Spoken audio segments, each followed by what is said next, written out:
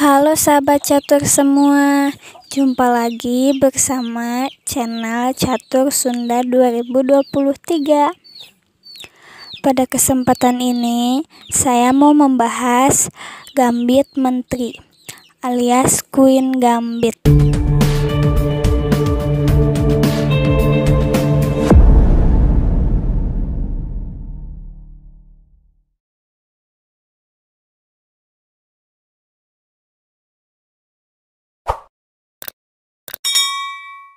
Saya sering membaca komentar di channel lain, termasuk yang berkomentar di channel Logai Creator. Komentarnya begini, teknik jadul.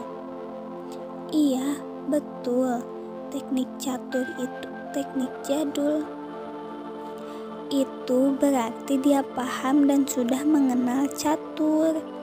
Karena betul sekali, teknik catur yang populer itu jadul semua.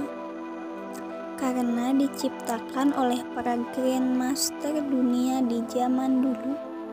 Seperti pembukaan Gambit Menteri yang akan kita bahas kali ini, yaitu di awal permainan pion ke D4 dan bisa masuk ke pembukaan Gambit Menteri jika hitam membalas dengan pion ke D5. Lalu pion ke C4. Ini dia yang dinamakan pembukaan Gambit Menteri atau dikenal dengan nama pembukaan Queen Gambit. Ini adalah salah satu pembukaan catur tertua, tapi sangat populer dan sering kita jumpai saat bermain catur. Gambit ini disebutkan dalam manuskrip Wotinden pada tahun 1490. Kemudian dianalisis oleh para master pada abad ke-17. Pada abad ke-18, pembukaan ini direkomendasikan oleh Philip Stamma. Dan terkadang pembukaan ini dikenal sebagai Gambit Aleppo untuk menghormatinya. Selama periode awal catur modern, pembukaan ini jarang digunakan dan baru menjadi umum digunakan setelah turnamen di Wina pada tahun 1873. Ketika Wilhelm Steinitz dan Siegbert Tarrasch mengembangkan teori catur dan meningkatkan apresiasi terhadap permainan posisional, Gambit Menteri menjadi lebih populer. Mencapai puncaknya pada tahun 1920-an dan 1930-an. Dimainkan di semua pertandingan kecuali 2 dari 34 game di pertandingan kejuaraan dunia 1927 antara Jos Raul Capablanca and Alexander Aleksin. Ketika aktivitas catur internasional dilanjutkan kembali setelah Perang Dunia Kedua, pembukaan ini jarang terlihat karena banyak pemain hitam beralih pada pembukaan simetris dan cenderung menggunakan pertahanan India untuk melawan pembukaan Gambit Menteri. Gambit Menteri masih sering digunakan dan tetap menjadi bagian penting dari repertoire pembukaan banyak grandmaster. Dengan langkah C4 ini, putih mengancam untuk menukar bidak sayap dengan bidak tengah, bidak D hitam, dan mendominasi pusat dengan pion E2 melangkah ke E4. Ini bukan gambit yang sebenarnya, karena hitam tidak dapat mempertahankan bidak tersebut. Misalnya D kali C4.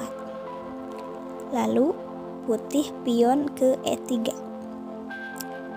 Hitam pion ke B5.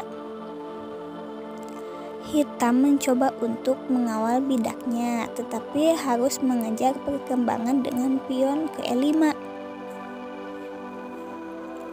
Dan putih ini pion hitam pion ke C6.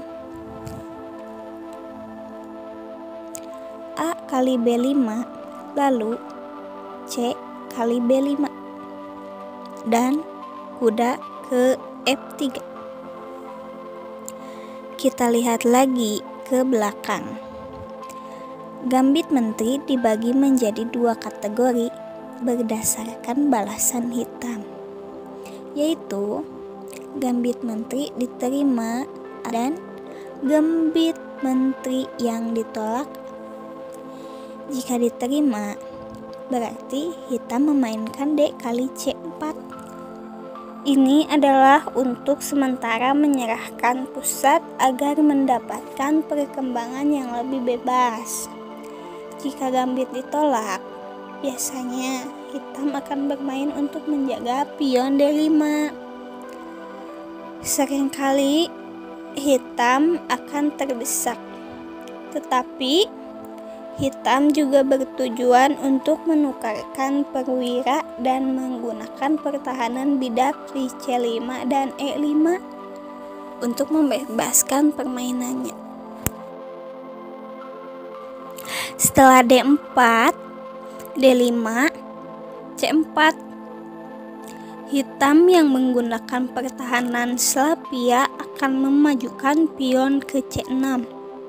Dan hitam yang menggunakan pertahanan Chigorin akan melangkahkan kuda ke C6 dan buat hitam yang akan menggunakan pertahanan Baltik akan mengeluarkan gajahnya ke F5. Hitam yang menggunakan simetris pion ke C5. Hitam yang menggunakan marsal kuda ke F6. Hitam yang menggunakan ide Aleksin pion ke G6. Secara teknis, respon apapun dari hitam selain dari D kali C4 di awal permainan itu adalah gambit menteri ditolak. Tetapi pertahanan Slav, Chigorin, dan kontra gambit Albin umumnya dipandang terpisah. Pertahanan Slavia adalah respon yang solid, meski banyak variasinya sangat taktis. Jika hitam memainkan pion C6 dan pion E6 dalam urutan manapun. Kontra gambit Albin adalah upaya tajam bagi hitam untuk mendapatkan inisiatif.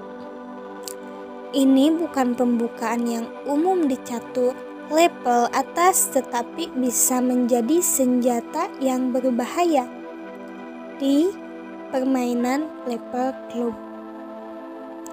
Pertahanan Chigorin menjauhkan permainan dari saluran posisional normal dan disukai oleh Alexander Morojevic di level atas.